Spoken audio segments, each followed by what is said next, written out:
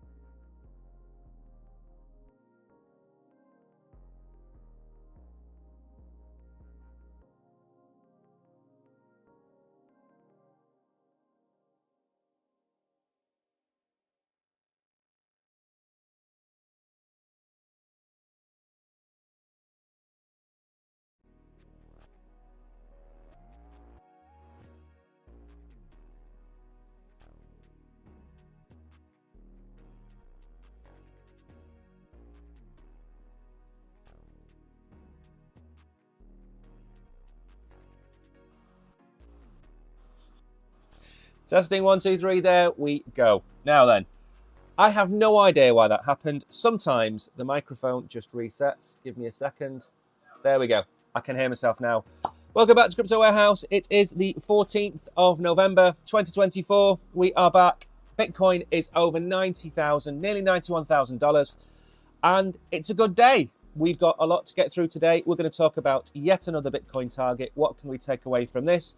We're going to talk about build or biddled, however you want to pronounce it. We're going to talk about the ADA XRP collab. I did talk about this yesterday, I think. Not this specific collab, but in general, we're going to talk about alt picks based on somebody else's picks. We're going to talk about real world asset development. We're going to talk about CRV savings and possibly why that has pumped. We have a lot to get through. We've broken 187,000 followers, less than 13,000 to go. Between now and the end of the year, we've got a month and a half to go. It's going to be close. It's going to be close. Maybe we'll have to just do some streams where we sing songs to you. We take recommendations on what you want us to sing just to get us across the line. But we will do it. I'm convinced of it. Good morning to everybody in chat. Eugene, KB, Kishan, Cyberpunk, Danny, Velvet Rope, Hidden Agendas. Bullish Bull has his bags packed. As you should, as we told you, as I said, get your bags packed before October. I am so glad. 2020 hindsight is a wonderful thing, but so is following the Bitcoin 4-year cycle. And I am so glad that a lot of you did follow that advice. It was looking hairy. We didn't start October off too well, but then it came good at the end. And we have gone a lot higher and a lot faster than a lot of people have predicted. Good morning, Chris. Welcome to you. Now then, theme of the show today. You are not lucky. Okay? I said this months and months ago. When Bitcoin starts to break up towards 100,000, which I expected next year, when you start to take profits, maybe Bitcoin goes to 140, 150,000 and everybody's calling you lucky. Kishan, you're so lucky that you got in at crypto. KB, I can't believe that you didn't tell us about Bitcoin. Bullish Bull, why didn't you make us buy Bitcoin? When you start to hear those things, just remember one thing. You are not lucky, okay? You are the same people that watched us go from 74,000 to 49,000, okay? That was a hell of a dip. That was a 30% dip right there. You're not lucky. Nothing about what you are doing is luck. Now then, if you're sitting there and you've degened into peanut and you've made $45 million in a week, yes, you caught a lucky meme. I'll give you that. But those of you that built a portfolio based on solid fundamentals, you are not lucky, okay? That's the theme of the day. I don't normally spend that much time talking about it, but I think it's important to realize if anybody calls you lucky, just remind them of how many sleepless nights you had getting to this point and hopefully a lot higher by the end of next year. There is no luck involved. Maybe you were lucky in finding crypto, but investing your time and investing your money and the stress involved is not luck. Eugene, Moonwell, Aero, dips look tempting. I would personally say that anything to do with DEXs is going to do incredibly well between now and the end of next year. And Aero is a big one for me. I don't care about Uniswap. Aero has its own market share. Market shares change. We showed you the charts a few weeks ago. Uniswap had a massively dominant position. And within 12 months, a lot of the Solana-based DEXs had eaten away at that market position. Aero is on a very bullish chain connected to a very big exchange. Aero is going to do well. Loads of people love Moonwell as well. In fact, the Oracle's done the chart on that a few times as well. Good morning to Tariq. One day closer to Tariq's fleet of supercars. One day closer. I cannot wait to see his fleet of supercars posted in our Telegram group at some point next year. Now then, let's go and have a look at the markets. We are back over 3 trillion. Okay, now if you listen to me, which I strongly advise you don't do, I think we're going to go to 8 to 10 trillion. And we are, what's that, a third of the way there.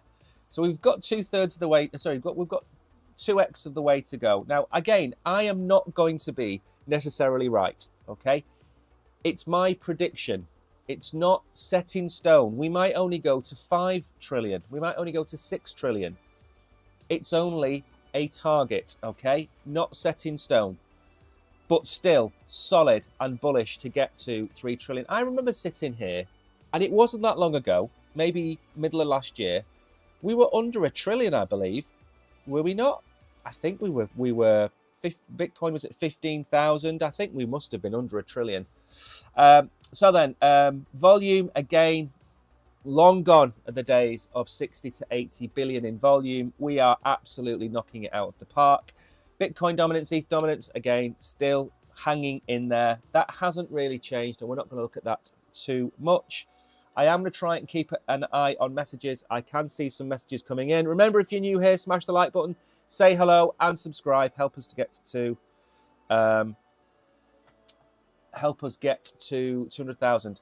The traders, KB, are in our premium Telegram group, and that's where we talk about trading, but not probably to the depth that you do. We have people who do a lot of leverage in there, a lot of people that discuss other coins. And again, during the bull run, it goes very quiet. People are sitting there taking the profits, and they can sit back on their laurels. So where are we? Bitcoin is now over 91,000. My stream titles, they're very difficult to keep up to date, because I made this stream a couple of days ago and I had 88,000 Bitcoin. Where next? Now we have 91,000. I updated it this morning and put 90,000 Bitcoin. Where next? It's very difficult to keep a track. I might just have to take the number out of the title. I think that's the right thing to do. So 91,000 for Bitcoin. ETH still coming in at 32. It's 31.5 yesterday. Not too bad. Solana is, for me, going to $255 or $245, whatever it is, some point pretty soon. Now, again, it's a 10% move, 10, 12% move. It's not a massive move at all. BNB is ticking up nicely. Doge is still hanging there. I might try and remove Doge from my coin market cap. I don't know how I do that, but I'm going to get rid of it. XRP is coming in at 71 cents. Cardano at 58 cents. Remember, my target for Cardano initially now is going to be 70 cents. Okay, that's where I think it can go to in the nearer term. I've been saying that since it was 40 cents before any of this pump. I think 70 cents on the card. XRP, I think we are looking at a February breakout when Trump comes in, new SEC head, then XRP will go above $1. Until then, maybe we run up a little bit more, 80, 85 cents. Tron, hanging on to 10th position. Toncoin is falling away, not too greatly, but it is still falling away. Avalanche is there. Sui is not far in terms of position. In terms of market cap, it probably needs to do another 50% to get to top 10. That puts it at $5. Totally achievable for Sui. Totally achievable for Sui. One thing I'll say about Sui, much as I like the blockchain, much as I think it has potential, I'm not too sure it's fully developed yet. It's fully built out. Not compared to the likes of Avalanche or Ton or Tron or Cardano. So again, is Sui starting to become overvalued? Is that hopium? Is the FOMO going to push it another 50%? Probably. Once it gets 10th, people are going to start to buy it. So again, Sui is there. Pepe, obviously massive news of Pepe and Bonk yesterday and the day before. So that's looking good. So lots of coins looking really well positioned in the top 10. Pumpers over the last 24 hours. Pepe has pumped on a new central exchange listing, which we can't mention. Mog is up. Peanut is at $2. It's at a $2 billion market cap. Again, I'm not gonna agree with this coin. It was at what, 150 yesterday. Where's it gonna go? You buy this coin at $2, and maybe it goes to $2.50, $3. Then where does it go? I don't know whether it's got the gas to keep pushing this coin, or If you love peanuts and you love squirrels, you wait for a retracement to the downside and then pick it up. Dog with Hat was the same. I said at $4.50 way back in April, May, it was overpriced. It came all the way down to $1.40, $1.50, something like that. And then I said it was a good buy. It's now back at $4.30. So again, you can change your opinion on a coin based on the market cap, based on the price. Brett is similar. Anything under 11 cents for Brett is a bargain. I have been saying that for months. This coin, I believe, could go somewhere near $1, 90 cents to $1 in the bull run. Getting it at 11 cents potentially gives you a 9x. It could go a lot higher, but it's one of my picks. Popcat is up there. Again, that was my pick from 60 cents. It's 3x since then. Cat in a Dog's World, 0.5% or below. I think we were talking about this coin. That's gone up. Book of Meme. There's a lot of meme coins. And again, the poll question of the day, if we go to it, which one for the bull run? Memes or layer ones? And so far, we've got 55% saying memes. You know what? I'm going to be A, a lot richer this time next year, and B, crying over my coffee at the 50x's that half of this trash will have done in the bull run. And don't think this isn't going to damage the reputation of crypto, because it will. Very much the same as Sam Bankman-Fried has, the CZ Case has, Alex Mashinsky has. They are not positive crypto messages. And having a load of cats and dogs pumping crypto to oblivion is great for your bags. But then we've gone from being tagged as a chain used for money laundering to, oh, well, it's just a bunch of cats and dogs over there. You can make some money out, but you can get wrecked. Do we want that? No, we don't. But if you want to make money out of it, which is why we're all here, go for it. When was my lucky play? When is up. I nearly sold it today. I looked at the price and I thought, you know what? I should just sell out of this. It's gone up 60%. It's done really well. KB, would love to see some charts. Yeah, I mean, Kishan, every day, every other day, is making 100% gains on some of his leverage plays, and he's doing really well. A lot of people don't share, which is entirely up to them. They don't have to. It's not down to anything else other than personal choice. Losers then, not many. Casper's down a bit. Aerodrome down. I mean, 130 is not a bad price. It's a $900 million market cap. Could 5x, 6x, $10 for the bull run maybe. Monero is down a touch. Again, there's not many losers. And then, again, we see all the stable coins. Let's get into some of the X-Files, and then we'll get on to some charts. We're going to look at Bitcoin. Probably looking at maybe ADA again, maybe XRP this time. We'll have a look at a few of them. I mean, my price targets, they don't really change from one stream to the next. So if you've watched one of my streams and we've done XRP, I'm not going to give you a different target today than I gave you a few days ago. My target is based very simply on previous price action. There is no special sauce involved with that. If you want special sauce, you tune into Brogan. He streams Monday and Thursdays, or Tuesdays and Fridays. I think he's streaming tomorrow night. This is what Bitcoin ETFs have done in these 5 days. Okay, now 300 or 400 million was the norm maybe 4 months ago. $1.1 billion net inflows. That's $1.1 billion of Bitcoin no longer available to anybody else. 1.38 billion, 817 million. This is Bitcoin that is disappearing faster than it can be made. Okay, remember the rule. There are 450 Bitcoin a day being mined. 450. These ETFs are buying 4,000 to 5,000 to 6,000 a day. So they're buying 10 times the supply. What happens when supply is crushed by demand? What happens when demand outstrips supply? The price has to go to a point where people sell. Is that going to be 100,000? Absolutely not. It certainly isn't. Maybe it would have been 4 or 5 years ago, 6 years ago, but today, no, I don't think we're going to see that. We are going to see a big fight at 100,000, but we're going to look at the charts in a minute. So then, one of the biggest wealth transfers in history is happening right in front of us, and 99% of people think it's a scam just because they don't understand it. My message to you, as I said at the start, you are not lucky. You are not lucky. And the best way to explain this to people is, very simply, tell them to go and buy $50 of Bitcoin.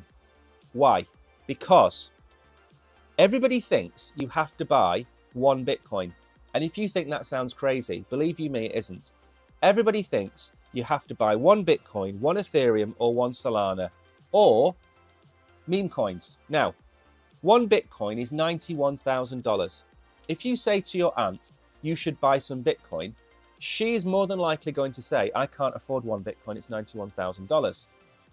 And then you say, go and open up your app, go and open up the exchange that you're in, bring them to the exchange you're on now, and show them buying $10 of Bitcoin.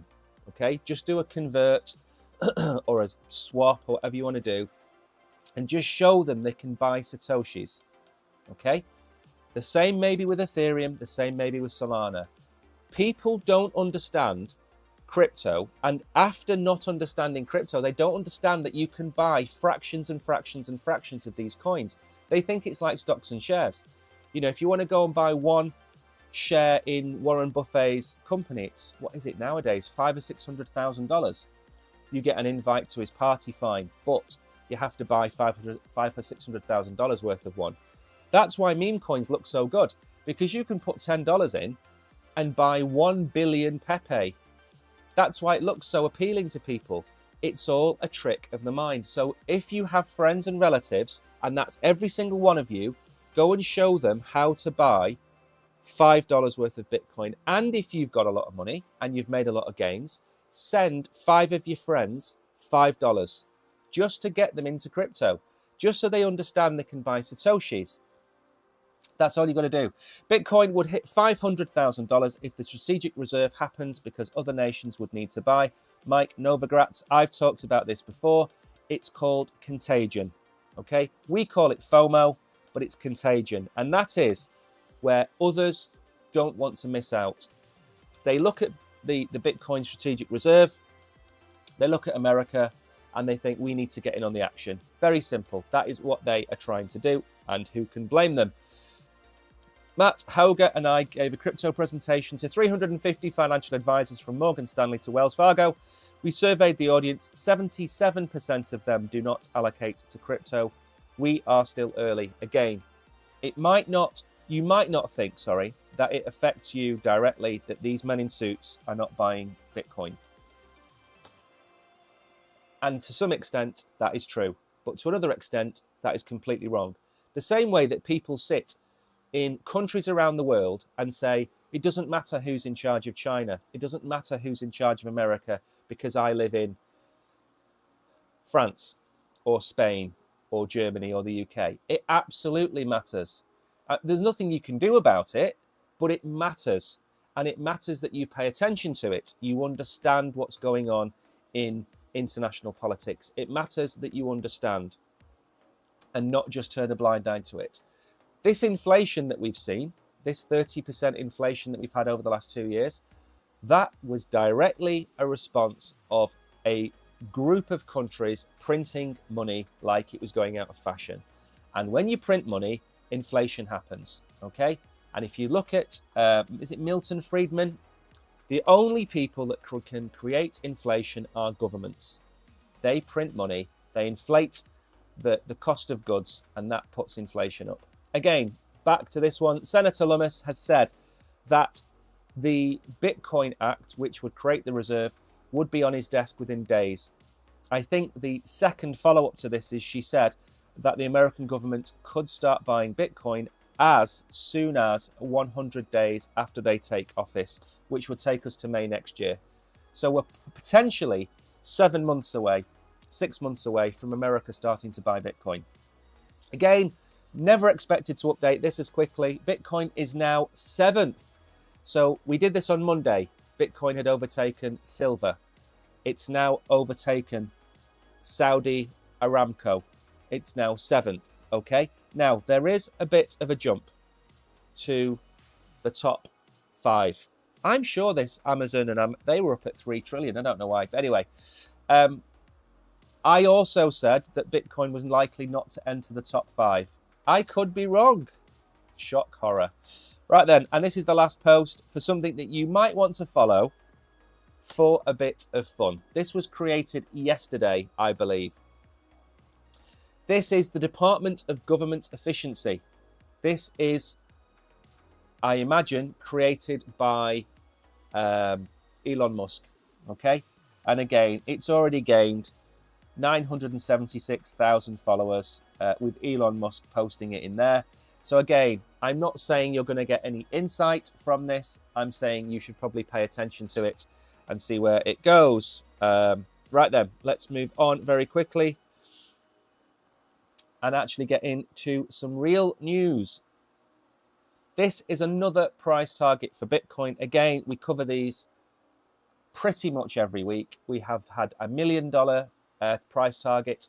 We've had a $500,000. We've had $100,000. We look at them. We see what their logic is. Bitcoin hit 93,000. An analyst reveals where they expect. Analysts reveal where they expect to get $250,000 Bitcoin from. Let's make this a little bit bigger so you can see.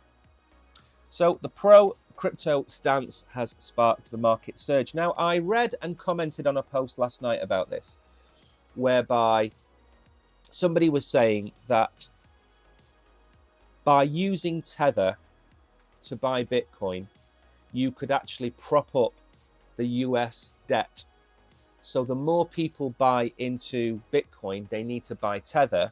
Tether needs to buy US debt. Now, the US debt is, what is it, 3.5 trillion, 35 trillion, whatever it might be. What's the market cap of Tether? 100 billion. So I don't see that right now as an actual real event, but it wouldn't surprise me at all. If we get Bitcoin to the point where it's worth an absolute fortune, $1 million a Bitcoin, then it will help the US debt. If America can convince the world to go and buy Bitcoin to pump it higher, again, that will help with the US debt if America holds Bitcoin. So it could be a big game. It could be a big, long game of chess played by Trump. Maybe, maybe not. Since the elections, Bitcoin price has been hitting historic highs, with growth taking the coin to another level, maybe that should say. As many expect a friendly Bitcoin administration, the digital currency is attracting small and large investors. Bitcoin dominance as an analyst eyes 250,000. Who said this, though? Who said 250,000? Who said 250,000? Is it that one down there? Here we go. More and more analysts are raising their Bitcoin price predictions based on price movements and technical analysis. According to popular on-chain analyst is that All or Ali? All Martinez. Bitcoin is in a cup and handle bullish pattern based on technical analysis. According to Martinez, the technical pattern could lead Bitcoin to $255,000. I think that is a super high price target for Bitcoin, if you ask me. Good morning, MD. I hope you are well. Let's have a very quick peek then at the Bitcoin chart. Again, as I said at the start, I don't change these targets. We have them set in stone. We do not change them from one week to the next, but we have changed them. I had $74,000 as a target for Bitcoin for about 6 months. And then we didn't just break it. We are now 20% higher than it. So this is where we are at. Okay, we do have the $90,000 target for Bitcoin, which we are now sitting proudly at. We have the 82,500 reaccumulation line, which is based on buy orders. And I did draw this pattern just to show you. I think it was this one. Let's try and get this up there. No, I think it was actually the full line I drew this morning, just to very quickly see. So if we take that price action, where does that put us?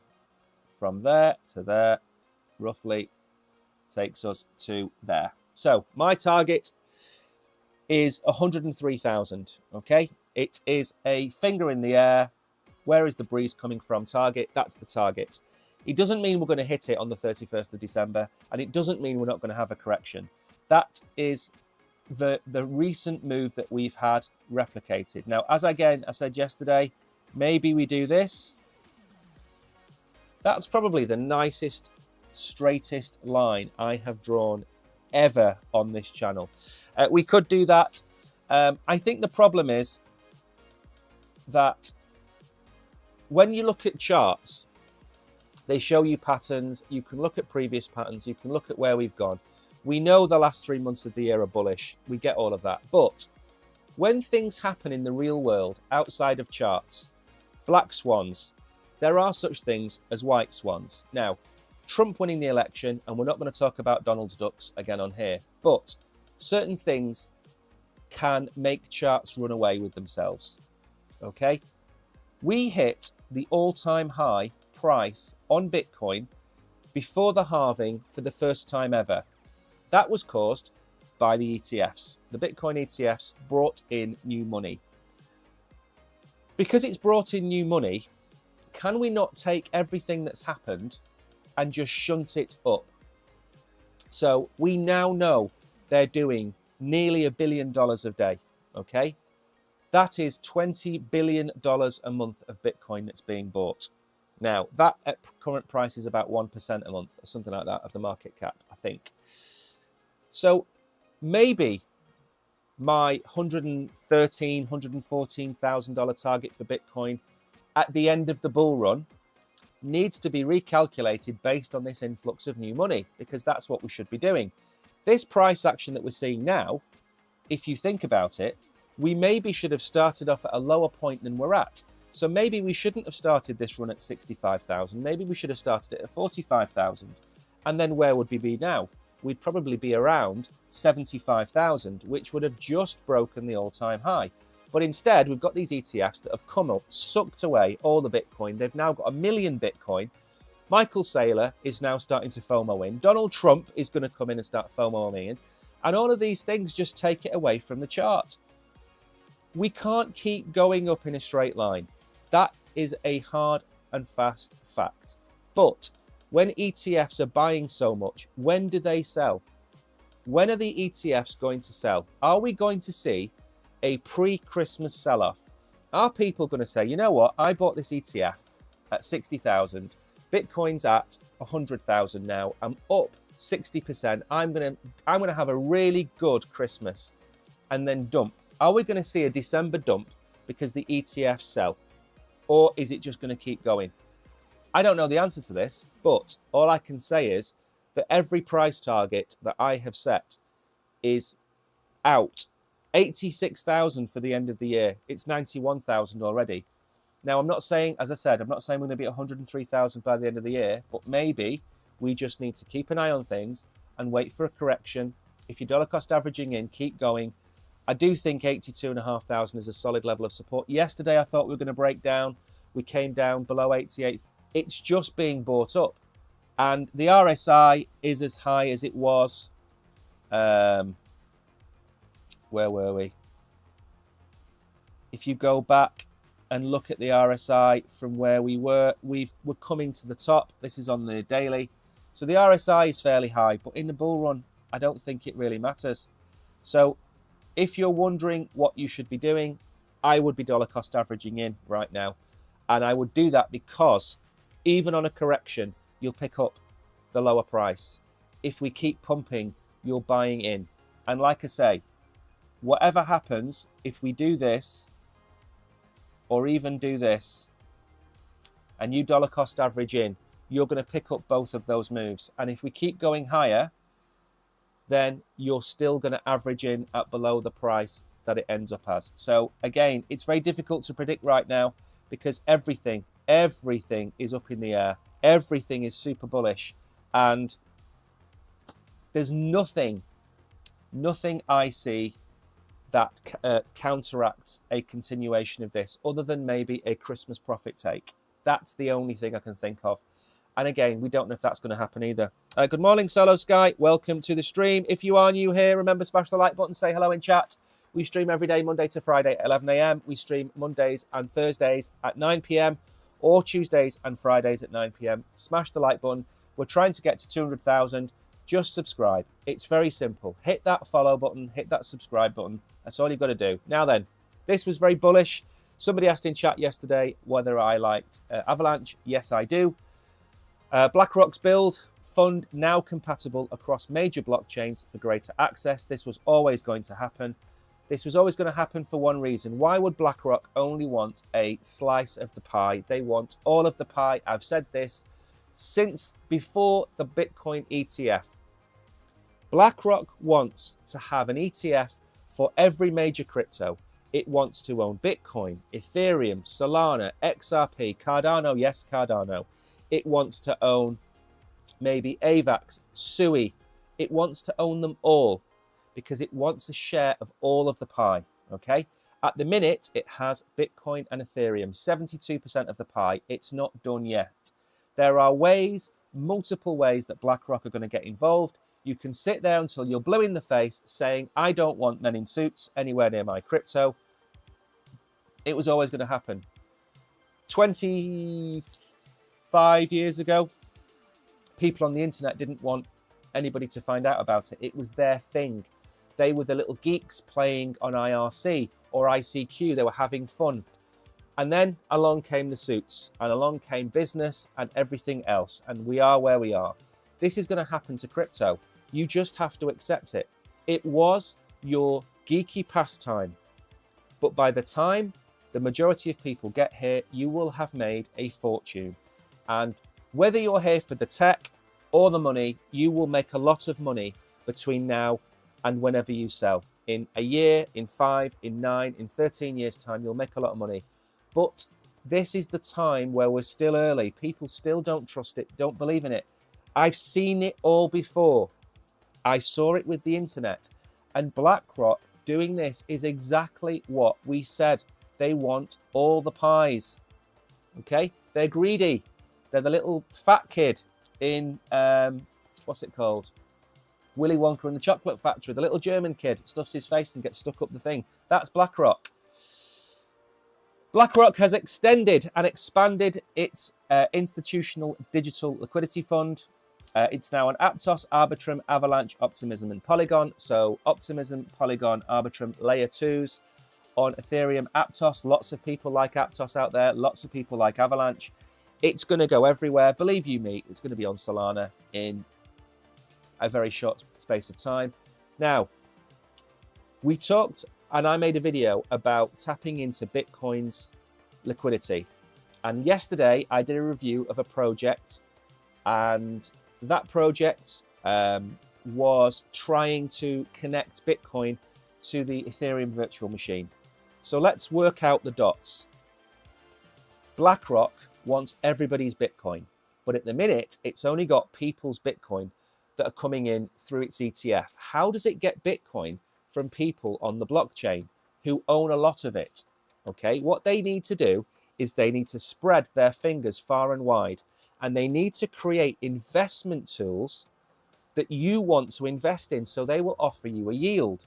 Now, they've gone to Ethereum first here, and they've gone to the Ethereum layer 2s. What's going to be connected to the layer 2s? Bitcoin. Where else is Bitcoin being connected to? Cardano and Solana. So where is this going to end up? Cardano and Solana. They want Bitcoin, and they want the DeFi built to accommodate Bitcoin. BlackRock is going to use whatever tools it can for you to stake your Bitcoin with them and earn a yield. Do I think that's a bad idea? Absolutely not. They are a massive institutional player. Is your Bitcoin going to be safer with the likes of BlackRock than a random 100 million TVL platform? Probably not. It's going to be a lot safer with BlackRock than that platform. So it's not safer to go down the route of DeFi when this narrative of not your keys, not your crypto, it works for the degens, it works for the bros, the OGs, okay? It works for them. It doesn't work for your aunt, your uncle, your sister, your brother, your mother, your father. It doesn't work for them. We need to move away from this because people get scammed all the time. Stay on the exchange that you watch us on, 2FA, all of that stuff, keep it on. Then if BlackRock extends across all of these different blockchains, what do you think is going to happen next? BlackRock will have a product that can be listed on the exchange that you're on now. So think of a future where you have your app. I nearly said the name of the exchange then, I'm not going to. You have your app, and in your app, you've got your crypto, and maybe you've got your synthetic stocks and shares.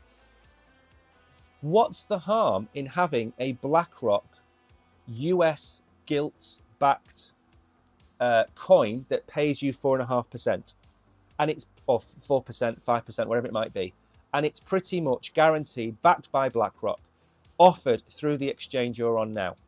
Does that sound like something that your mom or dad would want to do? Absolutely. Why?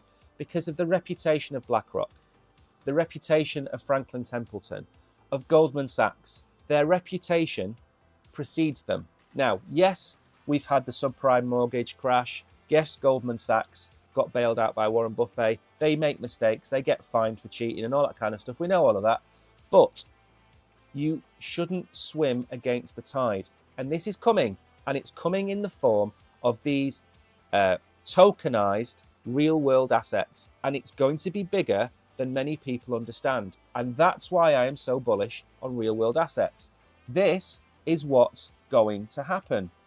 Look at the size. This started back at the beginning of last year. And there isn't, so the beginning of last year. So in nearly 2 years, it's gone from 0 to 2.5 billion in a year and a half. It's nothing. And if you look there, this chart is so bad. Look when BlackRock started in April. It's already doing, what, 500 million. Okay, what's it going to be doing this time next year? 5 billion, 10 billion? The money is coming, and the money is coming in so many different ways. Okay, so these tokenized funds from the likes of BlackRock, you should not fade, whether you want them here or not, whether you like Larry Fink and all of them in suits that sit on CNBC, whether you like them or not, they're coming. And they're going to pump your bags. Like I said before, why should you care who's the president of America or president of China? You should care because it affects you. Should you care about BlackRock and those projects, those companies being in crypto? Of course you should care, because it's going to bring liquidity, and more liquidity means higher prices for your crypto. Very simple. Now then, Cardano and Ripple bury the hatchet as collab rumors heat up. It wasn't really a hatchet that was buried. It was more Charles going on to X and YouTube and talking about the fact that he wants to now partner with Solana and wants to now partner with Ripple. And again, he has to do that. If he's going to partner with the US government and help them on their crypto policy, he's going to need to become a more embracing individual. Again, this toxic narrative of Maxi versus Maxi, it needs to go in the bin. It's ridiculous. It's it's childish playground nonsense, okay? Solana, people should talk about Solana. Cardano, people should talk about Cardano. Ethereum, people should talk about Ethereum. And when you see them bashing each other, it's the mentality of an 11-year-old. And even then, I think nowadays 11-year-olds have got quite a large amount of responsibility. So maybe it's the mentality of a 6-year-old, but it needs to go in the bin. It's not needed. We're not going to win by being divided, okay? We didn't win 70 years ago by having our own private little fiefdoms, did we? No, we had to come together. Cardano and Ripple bury the hatchet as collab rumors heat up. Cardano will be connected to XRP, and I think Cardano will be connected to Solana, and I think it's already in progress, okay? These things are not normally announced or rumored to be happening unless they're under development, and they will be under development, believe you me. Cardano becomes a layer 2 of Bitcoin, then Cardano becomes massively valuable. Solana will want to tie into that, even though it's got Zeus. XRP and its ledger will want to tie into that. It's all going to become what we wanted, which was a big interoperable mesh.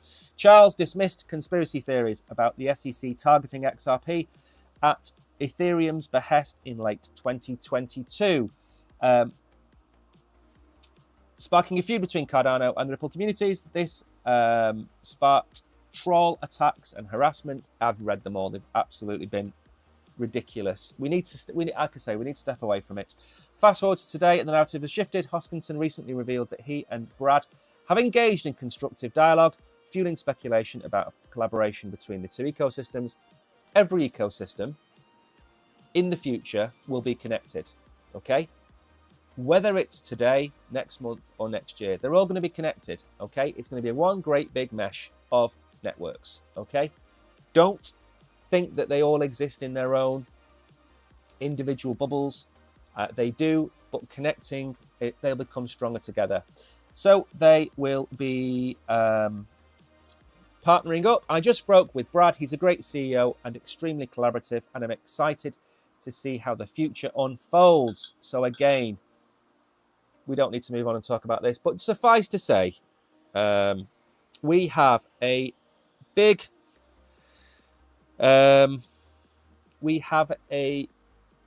issue with Cardano, and it's the only real one, and that's there's no stablecoin on Solana, and every chain has a stablecoin except for Cardano. And I know Charles has stepped away, and he's no longer in charge of I think it's the Cardano Foundation who are now in charge. Again, it's something which is such a glaring omission from the Cardano ecosystem that I can't believe it hasn't been fixed yet. USDC, USDT, nope. Where we need a stable coin, so when people want to yield farm or create a liquidity pair between, say, stablecoin and Cardano, whether you want to just sell and take some profits from your Cardano memes and put them straight into a stablecoin, it's just something which is nice. Way back when, Solana, was it 3 or 4 years ago, you would sell your profits into Solana, okay? Even at the beginning of this year, you sold your Dupe airdrop, which was massive, and the Pyth airdrop, which was massive. You sold them into Sol, and you could see in the price action that's what happened. But now we have more stable coins. Now we have PYUSD, which offers a great return. We have a USDC on Solana. You see that starting to grow. Cardano absolutely needs it, and it needed it a year ago. Anyway, price action. We wicked up to the 66-cent mark, which we've been at before. Again, you don't have to be a rocket scientist to see where we were. You don't. You just look at where we've been. The only time it becomes an issue is in price discovery. And for Cardano, we're a long way from that. I think $3 is the all-time high for Cardano. This was the recent high in March. This was the FOMO about the ETF. We got up to 79 cents. That's where I think we're going. Potentially, this pump could bring us back down to here, which is about 50 cents, and then we move up. I mean, that is a possibility. And again, this is one of those things where if Charles says anything positive, Cardano is going to go up. It's like a dry forest. It just needs one spark. If they get the stable coin, it will pump. If anything comes out of Trump's mouth or the administration's mouth about Charles Hoskinson, it will pump. All of this is waiting for this news. And remember, again, I said this yesterday, nobody expected Cardano and Charles to be associated with the administration. But to see the Bitcoin collaboration, That was the bullish news for me, not necessarily this. That was the bullish news for me. The market has reacted to Charles, but I think the Bitcoin OS is. And again, you've had all this time to buy Cardano, and they were great prices. I had people in the stream saying, why do I want to buy Cardano at 25 cents? Because if you had done, you'd be up double your money now. And that's not even gone anywhere. It's still at 57 cents. And just being associated with the Trump administration, just being associated with the Bitcoin OS will get Cardano this kind of pump. And unlike other smaller chains, Cardano will partner with Bitcoin OS and it will connect to the Bitcoin blockchain. It will happen because it's Cardano. It is not one of these smaller chains with a $200 million market cap. It's Cardano. So that will definitely happen. There is no certainty that Charles is going to partner with the government. However, he is on a plane. Well, he's probably got off the plane now. He was on a plane 12 hours ago, flying over for another meeting about this. It's going to happen. Right then, let's move on very quickly. You took a long at 89. That is not a bad idea. I think we could have a strong week. I don't know when we're going to correct. Maybe we have another go at 93,000. Maybe we could go and look at the price now, and we could have moved $1,000. That's what happens when Bitcoin gets into this zone. And also remember, I don't get super excited or super sad about anything. Okay, so if you come here expecting me to be drinking champagne, smoking cigars, and blowing those things that make noise, no. Okay, it's a journey, and it's a 4-year journey. And we haven't really got anywhere towards the end of this journey. We've still got 11, 12 months to go. So this is great for you guys. Your bags are pumped, but it's not the end. And if it is the end, then the 4-year cycle has broken. Okay, so again, I don't expect it to be the end. Still think we've got another year left. I'm not going to be super bullish, but all of the price targets I've given you are probably all going to be completely wrong. And all of these degens that have told you ridiculous price targets are likely to be correct, okay? But I am going to tell you what I think. Now, these altcoins that are here, again, I don't know if this is a sponsored article for BTT. We're going to have a look, but it did catch my attention because it's got FET and Matic in here, which I do like a lot of. BitTorrent, absolutely not. Let's have a read though. Maybe there's some information in here that I do not know about. Let's get rid of that.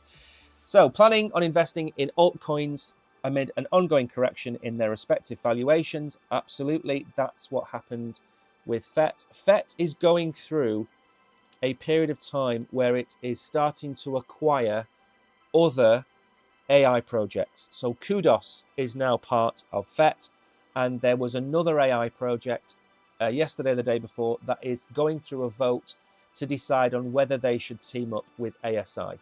Okay, so FET is becoming an alliance. Okay, think Star Wars. Think of all the individual ships coming together to fight Darth Vader. That's the alliance that's been created by FET and Singularity and the original OG team there. So the token is down at whatever we came up to. Yeah, we have retraced a little bit. I still think this is a $5 coin, and nobody's going to change my mind on that. The EMA is on the verge of experiencing a golden cross on the one-day time frame. Increased buying sentiment for the token in the market. The RSI indicator sharply drops, indicating a mixed price sentiment. A bullish reversal could put FET price towards 223. If the bears take over, we are down to $1. And again, I don't disagree with that. I think getting FET at $1 is incredibly good value. The $5 target I've got for FET is not the end of the bull run. It's for now. The same way I've been harping on about Duke being $1.50 forever and a day. It's $1.24 now, okay? All of these alts that are pumping at the minute, they're actually nowhere near where they were in March and April. And everybody's so bullish. But if you all bought in March and April, you're probably still down 25%. It's Bitcoin that's broken its all-time high. Solana hasn't, Ethereum hasn't, ADA, XRP, none of them have. So although it's good, these are still not expensive coins. And I know I said pack your bags in September. I know that. But they're still a good price. And if you can get FET at $1.10, $1.15, it's my second AI play along with NEAR. And NEAR I only started buying this year as well, don't forget. And NEAR is probably going to break out soon. FET and the ASI Alliance are going to break out soon. So for me, absolutely bullish on FET. BitTorrent, I would not touch with a barge pole. Not even going to talk about that one. I don't think that BitTorrent, or somebody asked about LimeWire in chat. I'm not chasing those types of coins at this moment in time, and I'm not going to recommend those types of coins at this moment in time. When you've made some nice gains, I want to see some champagne and cigars. I'll tell you something. My portfolio is 20% higher right now than it's ever been. And that includes 2 other bull runs, because obviously my Bitcoin takes up 40, 50%. I'm a third, nearly, I'd say a third, half to a third of the way towards my goal. So this is how close I am towards my goal, my personal goal.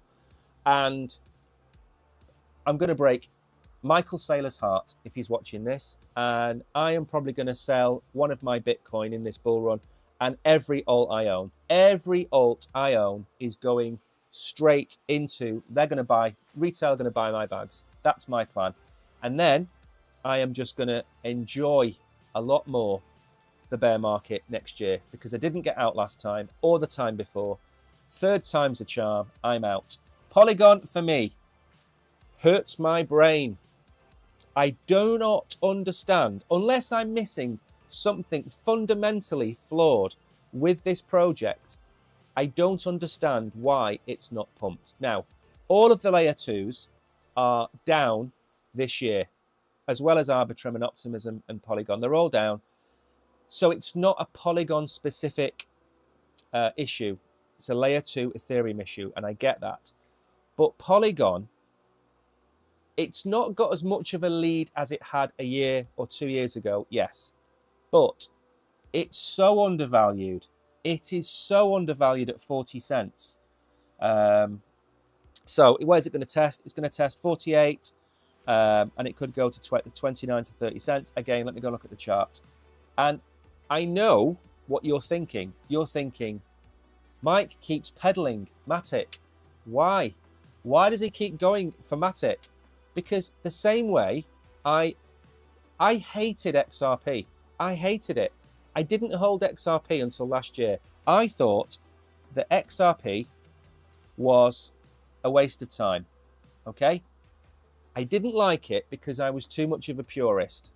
And I said, oh, it's owned by a company, it's not a real project, whatever you want to call it, right?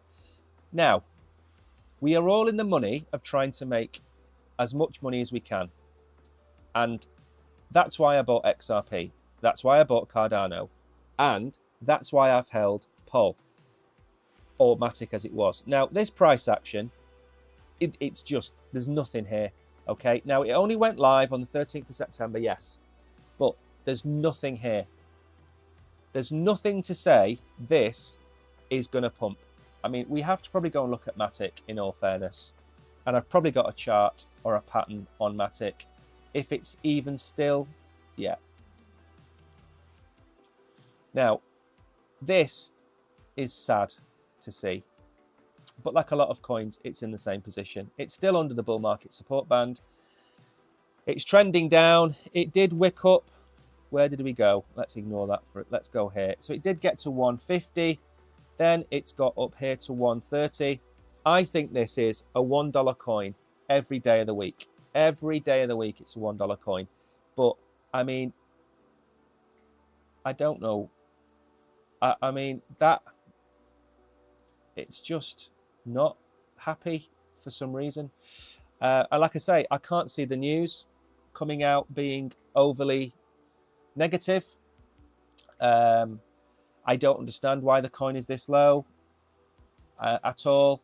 Like I said, I think some of it has to do with the fact that all layer 2s are having a bad year, even though everything's pumping off the scale. The tokenomics of Pol are better than the tokenomics of Matic. I expected Pol to pump when Matic was swapped. It hasn't done. It's just not happy. I mean, it did an awful lot of building in the bear market, and a lot of the positive news came out in the bear market, and now, I don't know, we're stuck. So if we do go up, we're up to $1, and I mean, it's still doubling your money, but there's probably better alts out there if you're getting in right now than that. Let's move on very quickly. But I'm not going to sell my bag of Pol. It's not going to go anywhere. I'm hanging on to it for dear life. Right then, let's have a little look. What are we on to next? Here's why real-world assets are hitting an inflection point with Axelar and Ripple. Okay, so those of you that don't know, real-world assets are things that exist in the real world. Now, that could be a building, could be a piece of art, could be a stock, it could be a share, it could be anything. Real-world assets. They are coming to crypto pretty quickly. Showed you the chart before. It's nearly here. Now, XRP, for me, is something that's primed for real-world assets. Absolutely. They are going to connect themselves up to all of the banks. They can. If they're connected to all of the banks, and all of the banks use the ledger, and Ripple is changing ledger to allow for smart contracts, which it announced a couple of months ago. So Ripple will have its ledger with smart contracts that allows for everything from DeFi to staking to meme coins. Okay, that's what we're looking at. Now, are we primed? Yes, I think we are. Oh, it's not got the article. Okay, fine. Basically, forget Axelar for a minute. Ripple is going to become the banking blockchain. Cross-border payments are one thing, which is what it started out with a while ago. And the reason I really took up XRP last year was CBDCs, central bank digital currencies. They've got into partnership with another blockchain. I can't remember if it's Hedera or not, but they're going to offer CBDCs. They're testing it in a few smaller countries in the world, and CBDCs will be operated through XRP. Now, not every country will run on the XRP blockchain, XRP ledger, sorry, but some of them will. They are going to launch their own stablecoin. There will be an XRP stablecoin. So they're going to have a stablecoin. They're going to have CBDCs. They're going to be connected to all the banks in the world. And then what comes next? BlackRock comes next, and Goldman Sachs, and all of the men in suits will come next. And they will connect all of their financial products to the XRP blockchain, and all of the banks will then be able to offer all of the BlackRock financial services on the blockchain through XRP, okay? It's not something that's absolutely certainly going to happen. It's something I expect to happen because people react to a lot of things in crypto, but that's not where you make your money. You make your money by trying to see trends. The trend of BlackRock is to be everywhere and have all the money. The trend of blockchains is to connect themselves to each other. So these rumors about Cardano and Solana and XRP, they're not rumors, it's going to happen.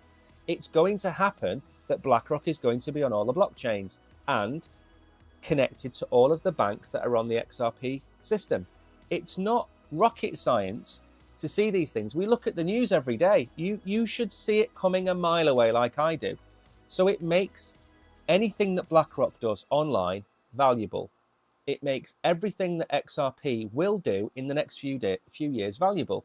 So should XRP be at 60, 70 cents, or should it be at $3 or $4? I think it should be a lot higher. So that's why I am bullish now on XRP. And I did change my mind. I changed my mind end of last year. I hated it for 6 years. Didn't want to go anywhere near it because all it did was cross-border payments. And now it doesn't do cross-border payments. Now it does a lot more. So that's why you have to take on new information every month, and you need to allow yourself to change your opinion. That is partly what is wrong with the world at this moment in time. People will not accept other information. They'd rather call it disinformation because they don't agree with it. Because you don't agree with something doesn't make it disinformation. Okay? There's a difference. Difference of opinion has existed for centuries. But we seem to have lost that ability to disagree with each other. KB probably doesn't agree with everything I say. Kishan doesn't agree with everything I say. Chris doesn't agree with everything I say. But that's the point. I might not agree with everything they say. But as long as we've got all of the information in front of us, we can all make our own minds up. Now then, we're going to finish with this. This is the last piece. It's 12:01. We've actually got to the end of the stream. Right then, Curve Finance. This is probably why it pumped yesterday. Curve Finance launches its savings CRV USD yield-bearing stablecoin. This is becoming a big thing. Yield-bearing stablecoins that pay you 4 or 5% just by holding them. So how does this work? Let's say you are on the exchange you're on now, and let's say they list CRV USD, and you buy $1,000 of this coin today. In 12 months' time, it is likely to be worth $1,050. That's how it will work. So over time, this dollar will not be a dollar anymore. It'll be $1.05 or $1.10 or $1.20. That's how it works in most places. Rather than paying you every month, they will just accrue the value in the stable coin. The same way, if you look at Marinade Finance and MSOL as an example, the MSOL value is probably 10-20% more than the actual SOL value because it stakes your Solana, it puts 5% into the MSOL price, and it keeps the rest for itself to keep going. But it means you have liquid SOL. So you benefit because it's not locked up for 5 days. They benefit by getting a slice of your cash. But you don't care because you're getting your liquid staking coin. So they've launched this. Again, there's an issue I have with things like this. If this page decides to work, there we go. Lending protocol Curve has launched a decentralized yield-bearing stablecoin dubbed Savings CRV USD to offer low-risk returns for investors. According to the announcement, which was made yesterday, you can mint by depositing CRV USD to the CRV USD module. The underlying CRV USD is over-collateralized by several digital assets, including ETH, wrapped Bitcoin, and others. Again, I am not a fan of this at all. Look at what happened with Luna. It was backed by Luna. Sorry, look at USD, USCD, whatever it was called, whatever the Luna token was called, USTC, that was it, USTC. That was backed by Luna. Luna went to zero, so did the stablecoin. So this is backed by Bitcoin and Ethereum, which is lovely now. But if there is a massive correction to the downside, we are in trouble, are we not? It allows Value Vault to stabilize borrowing rates for the underlying token. 3 million inside the savings. This new partner system is already sustainable. So it's the intro. Okay, we don't need to more about that. Now, what I would say to you is I think this is, again, part of the evolution of crypto where you just have to hold the asset for it to go up in value. You don't have to stake it anywhere. You don't have to send it to a wallet and stake it. These things will start to appear on exchanges and you'll be able to literally sit there. Now, in a bull run, let's say you sell your Ethereum and take out $100,000. You put that $100,000 into CRV USD and you'll passively earn $5,000 a year in value. And you can sell that $5,000 a year every year, as an example, okay? So this is something I've seen cropping up. I know there are several other stablecoins that either pay you to hold the stablecoin or pay it as accrued value. You have to be very careful. I am not a fan of the one I looked at. Was it Athena that pays you 18%? Totally unsustainable. Totally unsustainable.